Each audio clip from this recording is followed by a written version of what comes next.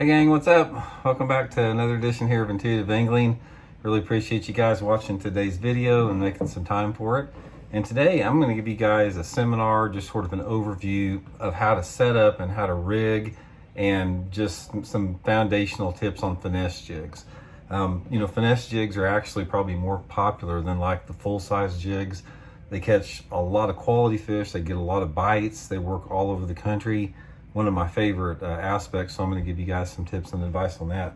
One of the things I'll let you guys know real quick, we are working right now, this fall we're coming out with a Blocket old school preschool jig. It's going to be, we're going to call it the Blocket preschool jig, old school preschool jig. We just about got all the perks and tweaks on it, just waiting to get basically our hooks in from the manufacturer. Baitworks is going to have it up for sale this fall, so I'll keep you guys updated on that. But the jig that I'm going to show you guys today is just a homemade finesse jig that I've used for years. It doesn't look anything like the jig that I'm designing for Baitworks, but it'll serve today's purpose. So, okay, let's get into this, guys. First of all, the finesse jig, it's like, I'll give you guys sort of a difference in it. Here's the full-size Blocket old school jig, and here's a finesse jig next to it. Most finesse jigs are just like what the name says. They're finesse, they're smaller in profile. They're usually lighter heads. They've got a shorter hook shank on it. They've got a smaller hook on it. It's just a diminutive, smaller, bite. It's just a smaller jig, and that's why they call it a finesse jig. A lot of it has to do with the head design. Most finesse jigs have a ball's head. Actually, our Blocket preschool jig is going to have a head just like the old school jig, but in the finesse size, so it's going to be really cool looking. But anyway, what I'm going to do, I'm going to sort of go over a little bit the trailers I like to use on a finesse jig, sort of maybe go over the colors a little bit, how I set it up, to sort of give you guys some advice on that. The first thing that I do is I've got two different trailers that I pretty much use on a finesse jig all the time. I use this Zoom little critter craw here, the crawdad imitation, and then I'll use the Zoom, sometimes I'll use the Zoom twin tail trailer. These two things, it depends on the action that I want.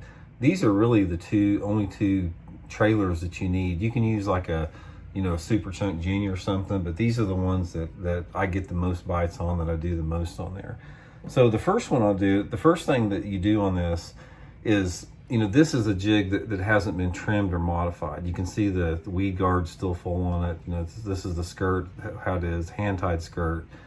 So before you trim your jig, you usually want to put the trailer on it first. So we'll go with the twin tail here. The twin tail, I use a twin tail a little bit if the water is a little bit on the cleaner side. Say if I'm fishing water visibilities that are, say, over 3 foot in visibility, I like the twin tail, especially in the summertime of the year, because the twin tails add a visual appeal as far as them flapping on their way down. So I seem like I get more bites. Now, when you first rig it, you can see that it's a little bit too much there. So the first thing that I do with that is I'll come through here and I'm going to trim my reed guard back a little bit. I usually, and our old school jig, they're already come pre-trimmed. So I'm going to show you how I would trim it. In that case, you want to cut it parallel to the top of the hook there. And then most of the time I remove half of the guard there.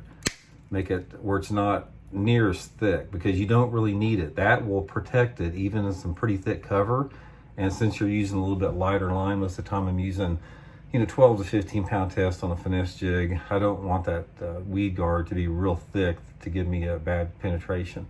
The next thing I do is I'm going to sort of clump up my living rubber here a little bit, and I want to cut it back to where it doesn't impede with the action of the twin tails moving. So I want the trailer to be pretty visible. So I'll cut it back there a little bit. Another thing with it, I like to leave some oddball strands here. You don't want, when you're trimming your finesse jig, don't just cut it clean across the bottom. See how I got some really, oddball, the main skirt is shorter, but I got some oddball feelers down here. I just feel that something about that imperfection gets more bites.